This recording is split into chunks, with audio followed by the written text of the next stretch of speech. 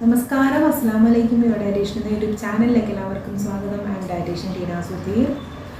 നമ്മൾ മലയാളികൾ അരിഭക്ഷണത്തോട് ഒരുപാട് താല്പര്യമുള്ളവരാണ് അല്ലേ. രാവിലെ ആണെങ്കിലും ബ്രേക്ക്ഫാസ്റ്റിന് മിക്ക വീടുകളിലും ഇഡലി, ദോശ, അപ്പം, പുട്ട്, നൂലപ്പം ഇതൊക്കെ ആയിരിക്കും കൂടുതലായിട്ട് യൂസ് ചെയ്യുന്നത്. പിന്നെ ഉച്ചയ്ക്ക് ചോറ് കഴിക്കും, ഡിന്നറിനും ചോറ് കഴിക്കും. ഇങ്ങനെയുള്ളൊരു രീതിയാണ് വളരെ പണ്ടുകാലം മുതലേ നമ്മൾ പിന്തുടർന്നിരുന്നത്. പക്ഷേ ഇന്നത്തെ കാലത്ത് ആ രീതിയിൽ നിന്ന് മാറ്റം സംഭവിച്ചിട്ടുണ്ട്. ഇന്ന് നമ്മുടെ ഇടയിൽ നിന്ന് തന്നെ ഒരുപാട് പേര് മറുനാട്ടിൽ പോയി ജോലി ചെയ്യാനുള്ള സാഹചര്യം ഉണ്ടായി. ഗൾഫ് കൺട്രീസിലാണെങ്കിലും ഇൻ്റർനാഷണൽ കൺട്രീസിലാണെങ്കിലും ഒക്കെ ഒരുപാട് പേര് ജോലി ചെയ്യുന്നുണ്ട്. അതുപോലെ തന്നെ നോർത്ത് ഇന്ത്യയിലൊക്കെ ജോലി ചെയ്യുന്നുണ്ട്. അപ്പോൾ നമ്മളിൽ പലരും തന്നെ അവിടെയുള്ള ഭക്ഷണ രീതികൾ അഡോപ്റ്റ് ചെയ്യാനായിട്ട് തുടങ്ങി. എൻ്റെ ഒരു കാഴ്ചപ്പാടനുസരിച്ച് പറയുകയാണെങ്കിൽ മറുനാടൻ ഭക്ഷണ രീതി ഏറ്റവും കൂടുതൽ അഡോപ്റ്റ് ചെയ്യുന്നത് മലയാളികളാണ്. അതിനുള്ള ഒരു ഉത്തമ ഉദാഹരണം എന്ന് പറയുന്നത് നമ്മുടെ ചുറ്റുമുള്ള അറേബ്യൻ ഭക്ഷണശാലകൾ തന്നെയാണ്. ഞാൻ ലുലുവിലൊക്കെ പോവുകയാണെങ്കിൽ ഞാൻ ആലോചിക്കാറുണ്ട്, അതിൻ്റെ ചുറ്റുമൊക്കെ എത്രയധികം അറേബ്യൻ ഭക്ഷണശാലകളാണ് വന്നിരിക്കുന്നത്. ഇത്രയും ഭക്ഷണം നമ്മൾ മലയാളികൾ കഴിച്ച് തീർക്കല്ലേ എന്ന് ഞാൻ പലപ്പോഴും ആലോചിക്കാറുണ്ട് അവിടെയൊക്കെ പോകുമ്പോഴത്തേന്. അല്ലെങ്കിൽ നമ്മൾ സാധാരണ ലോക്കൽ ഒരു സ്ഥലത്ത് പോയി കഴിഞ്ഞാൽ തന്നെയും അവിടെ ഉണ്ടാവും കുഴിമന്തിയും അതുപോലെ തന്നെ ബ്രോസ്റ്റഡ്, KFC ഇങ്ങനെയുള്ള ആഹാര സാധനങ്ങളാണ് കൂടുതലായിട്ടും കണ്ടുവരുന്നത്. നോർമൽ ഫുഡ് നമ്മളിപ്പോൾ പുറത്തുനിന്ന് കഴിക്കാൻ പോയി കഴിഞ്ഞാലും അത് കിട്ടാത്തൊരവസ്ഥയാണ്. അത്രത്തോളം മറ്റുള്ള ഭക്ഷണങ്ങൾ ഇന്ന് ആളുകൾ യൂസ് ചെയ്യുന്നുണ്ട്. ഇപ്പോൾ നിങ്ങളൊന്ന് ആലോചിച്ച് നോക്കൂ, ഫോറിനേഴ്സ് ഒരുപാട് നമ്മുടെ നാട്ടിലെ പ്രകൃതി സൗന്ദര്യം ആസ്വദിക്കാനായിട്ട് ഒരുപാട് ഫോറിനേഴ്സ് വരുന്നുണ്ട് അല്ലേ. ഈ ഫോറിനേഴ്സ് നമ്മുടെ നാട്ടിൽ വരികയാണെങ്കിലും നമ്മുടെ നാട്ടിലെ ഭക്ഷണം, ഇപ്പോൾ സദ്യ ആണെങ്കിലും അല്ലെങ്കിൽ ഇപ്പോൾ സാമ്പാറാണെങ്കിലും ഇഡ്ഡലി ആണെങ്കിലും അങ്ങനെയുള്ള നമ്മുടെ കോമൺ ആയിട്ടുള്ള ആഹാര സാധനങ്ങൾ അവർ ഭക്ഷിച്ച് നോക്കാറുണ്ട്. അത് ജസ്റ്റ് ഒന്ന് ടേസ്റ്റ് ചെയ്യാൻ വേണ്ടി മാത്രം. എന്നിട്ട് അവരവരുടെ നാട്ടിൽ പോവുകയാണെങ്കിൽ അവരുടെ ആഹാരമാണ് അവർ കഴിക്കുക. അല്ലാതെ നമ്മുടെ നാട്ടിലെ ഭക്ഷണം വേണം അവരൊരിക്കലും വാശി പിടിക്കാറില്ല അല്ലേ. പക്ഷേ നമ്മൾ നേരെ തിരിച്ചാണ്. നമ്മൾ ഏത് നാട്ടിൽ പോയാലും ആ നാട്ടിലെ ഭക്ഷണം വേണമെന്ന് വളരെയധികം വാശി പിടിക്കുന്നവരാണ്. അപ്പോൾ അതുകൊണ്ടാണ് ഇത്രയധികം ഭക്ഷണശാലകൾ നമ്മുടെ നാട്ടിൽ കണ്ടുവരുന്നത്. പണ്ടൊക്കെ അസുഖങ്ങളും കുറവായിരുന്നു. പണ്ടൊക്കെ വളരെ കുറവായിരുന്നു അസുഖങ്ങൾ. ഇപ്പോൾ ക്യാൻസറൊക്കെ തന്നെയാണെങ്കിലും 1-2 പേർക്കൊക്കെ വളരെ അപൂർവമായിട്ട് മാത്രമാണ് പണ്ട് കാലങ്ങളിൽ കണ്ടുവന്നിരുന്നത്. പക്ഷേ ഇന്നതല്ല. ഇന്ന് ഒരു കുടുംബത്തിൽ ഒരാൾക്കെങ്കിലും ക്യാൻസർ ഉള്ളവർ ഉണ്ടാവും, അല്ലെങ്കിൽ കാർഡിയാക് പ്രോബ്ലം ഉള്ളവർ, ഡയബറ്റീസ് ഉള്ളവരൊക്കെ ഇപ്പോൾ കോമൺ ആയി തീർന്നിരിക്കുകയാണ്. ഇതിനൊക്കെ കാരണം നമ്മുടെ ഭക്ഷണ രീതിയാണ്. നമ്മുടെ ഈ പുറമേ നിന്നുള്ള ഭക്ഷണം വിട്ടിട്ട് നമ്മുടെ വീട്ടിലേക്ക് വന്നു കഴിഞ്ഞാൽ തന്നെ പല അസുഖങ്ങളും നമുക്ക് മാറ്റി നിർത്താനായിട്ട് സാധിക്കും. ഇത് ഞാനൊന്ന് കോമൺ ആയിട്ട് പറഞ്ഞേ ഉള്ളൂ, നിങ്ങളുടെ ഒരു ശ്രദ്ധയ്ക്ക് വേണ്ടി പറഞ്ഞേ ഉള്ളൂ. ഇനി നമുക്ക് ടോപ്പിക്കിലോട്ട് കിടക്കാം. ഞാൻ പറഞ്ഞു വന്നത് നമ്മുടെ ഇഷ്ടഭക്ഷണമായ ചപ്പാത്തിയെക്കുറിച്ചാണ്. ഇന്ന് ചപ്പാത്തി ഒരുപാട് പേര് യൂസ് ചെയ്യുന്നുണ്ട്. മെയിനായിട്ട് വെയിറ്റ് റിഡക്ഷന് വേണ്ടിയിട്ടും അല്ലാതെ ഒരു ഹെൽത്തിയർ ആയിട്ടുള്ള ആഹാര സാധനമായിട്ടും ഒക്കെ യൂസ് ചെയ്യുന്നുണ്ട്. കുറച്ച് കാലം മുമ്പൊക്കെ ചപ്പാത്തി എന്ന് പറഞ്ഞാൽ വളരെയധികം ഹെൽത്തിയസ്റ്റ് ആയിട്ടുള്ള ഒരു ആഹാര സാധനമായിട്ട് കണക്ക് കൂട്ടിയിരുന്നു. പക്ഷേ ഇന്ന് കുറേ എക്സ്പേർട്സ് പറയുന്നത് ഈ ചപ്പാത്തി അത്ര ഹെൽത്തിയർ ആഹാര സാധനം അല്ല എന്നുള്ളതാണ്. ഇതിൻ്റെ സത്യാവസ്ഥയെക്കുറിച്ചാണ് ഇന്നത്തെ വീഡിയോ ഞാൻ പറയുന്നത്. അപ്പോൾ എല്ലാവരും ഈ വീഡിയോ സ്കിപ്പ് ചെയ്യാതെ ലാസ്റ്റ് വരെ കാണുവാനായിട്ട് പ്രത്യേകം ശ്രദ്ധിക്കും. ചപ്പാത്തി എന്ന് പറയുന്നത് വളരെയധികം നല്ല ഒരു ഭക്ഷണമാണ്. നമുക്ക് കഴിക്കാനായിട്ട് വളരെ എളുപ്പമാണ്, ഉണ്ടാക്കാനും അത്ര വലിയ ബുദ്ധിമുട്ടൊന്നുമുള്ള ഒരു ആഹാര സാധനമല്ല ചപ്പാത്തി. ചപ്പാത്തിയിൽ എത്ര കാലറി ആണ് അടങ്ങിയിരിക്കുന്നതെന്ന് നമുക്ക് നോക്കാം. 80 to 100 കിലോ കാലറിയാണ് ചപ്പാത്തിയിൽ അടങ്ങിയിരിക്കുന്നത്. അതുപോലെ പ്രോട്ടീൻ എന്ന് വെച്ചാൽ 3 ഗ്രാം പ്രോട്ടീനാണ്. ഫാറ്റ് 0.8 ഗ്രാം ഫാറ്റ് ഇതിലുള്ളൂ. ഫൈബർ 2.3 ഉണ്ട് ഫൈബർ. അതുപോലെ magnesium, potassium, manganese, B vitamins തുടങ്ങിയ ഒരുപാട് വൈറ്റമിൻസും മിനറൽസും ചപ്പാത്തിയിൽ അടങ്ങിയിട്ടുണ്ട്. അതൊക്കെ വെച്ച് നോക്കുമ്പോൾ ചപ്പാത്തി നല്ല ഹെൽത്തിയർ ആയിട്ടുള്ള ഒരു ആഹാര സാധനമാണ്.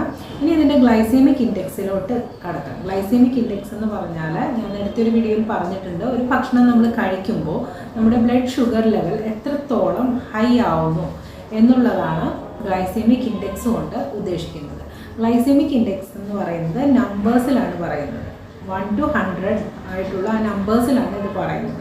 ഓരോ ഭക്ഷണത്തിനും ഓരോ നമ്പർ ഉണ്ടാവും. അപ്പോൾ അതനുസരിച്ചാണ് ഇത് ഹെൽത്തിയർ ആണോ അല്ലയോ എന്ന് പറയുന്നത്. അതായത് ഗ്ലൈസീമിക് ഇൻഡെക്സ് കുറവുള്ള ആഹാര സാധനമാണ് കുറച്ചുകൂടി നല്ലത്. ഇപ്പോൾ ഷുഗറിനൊക്കെ നമ്മുടെ റിഫൈൻഡ് ഷുഗർ അഥവാ പഞ്ചസാരക്കൊക്കെ ഗ്ലൈസീമിക് ഇൻഡെക്സ് 100ന് അടുത്ത് വരും. അത് അൺഹെൽത്തിയാണ്. മനസ്സിലായല്ലോ. അതുപോലെ ചില ഫ്രൂട്ട്സിനൊക്കെ ഗ്ലൈസെമിക് ഇൻഡെക്സ് ഉണ്ടാവും, കാരണം ഷുഗർ ലെവൽ പെട്ടെന്ന് കൂട്ടുന്ന ഒരു എഫക്റ്റ് ഉള്ളതുകൊണ്ട്. ചില ഫ്രൂട്ട്സിന് ഗ്ലൈസെമിക് ഇൻഡെക്സ് കുറവായിരിക്കും, അത് ഹെൽത്തിയർ ആയിരിക്കും. ഇപ്പോൾ ചപ്പാത്തിയുടെ ഗ്ലൈസെമിക് ഇൻഡെക്സ് നോക്കുകയാണെങ്കിൽ ഒരു 52, 53 ഒക്കെ വരും. അപ്പോൾ അത് ഒരു ഹെൽത്തിയർ ആണ്, കാരണം ഒരു മിഡിലായിട്ട് വരും. 100 വരെ ഉണ്ടല്ലോ നമ്പേഴ്സ്, അപ്പോൾ ഒരു മിഡിലായിട്ട് വരും ചപ്പാത്തിയുടെ ഗ്ലൈസെമിക് ഇൻഡെക്സ്.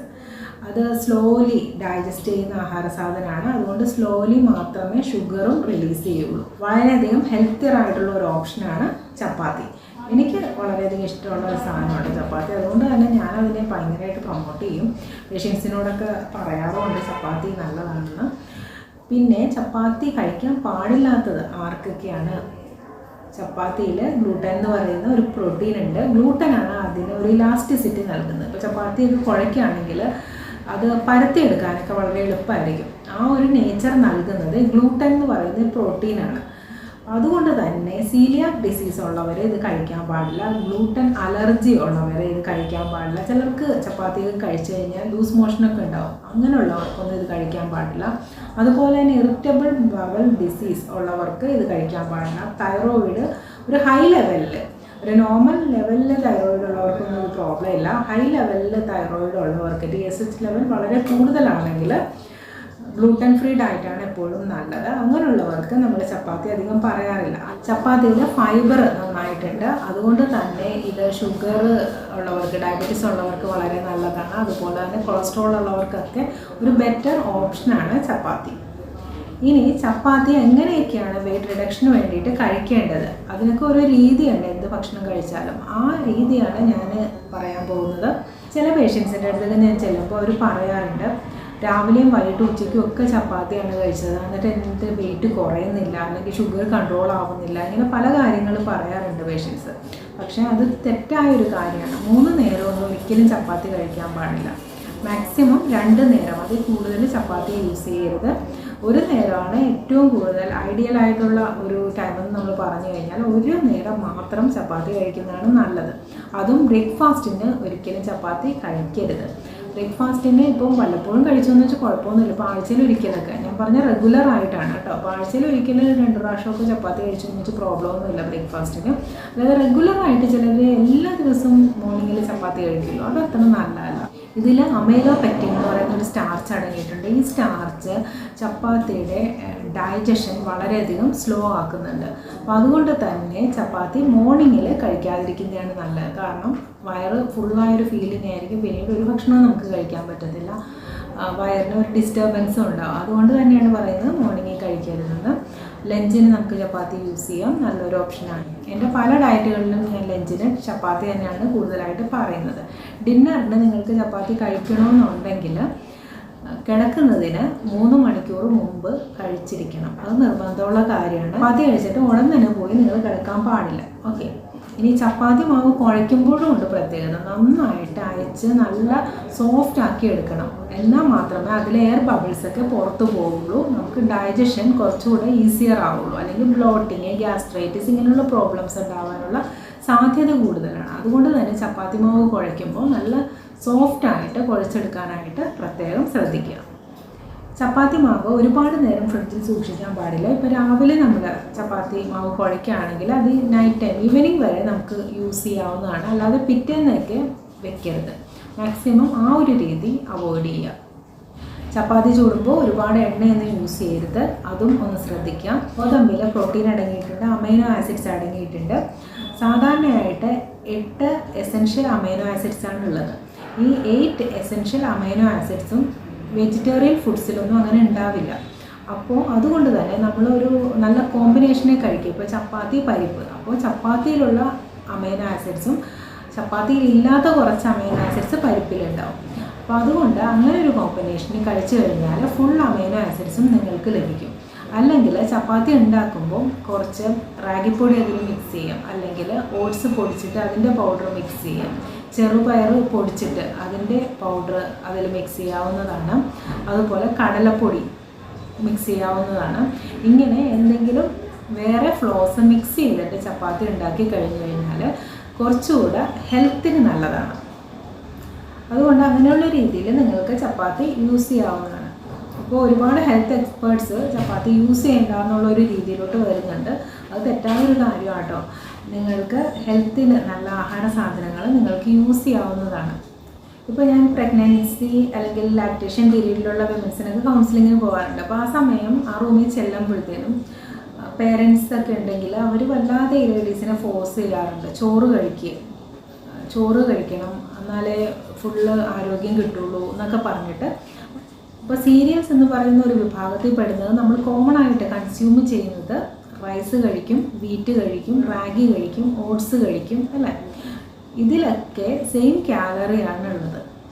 1-2 പോയിൻ്റ് അങ്ങോട്ടും ഇങ്ങോട്ടും വ്യത്യാസം വരുന്നു മാത്രമേ ഉള്ളൂ. അതുകൊണ്ട് തന്നെ ഈ സീരിയൽസിൽ എന്തും നിങ്ങൾക്ക് ഏത് സമയവും യൂസ് ചെയ്യാവുന്നതാണ്. കാർബോഹൈഡ്രേറ്റ് എന്തായാലും വേണം. നമ്മുടെ ഫുഡിൽ കംപ്ലീറ്റ് കാർബോഹൈഡ്രേറ്റ് ഒഴിവാക്കാൻ പറ്റില്ല.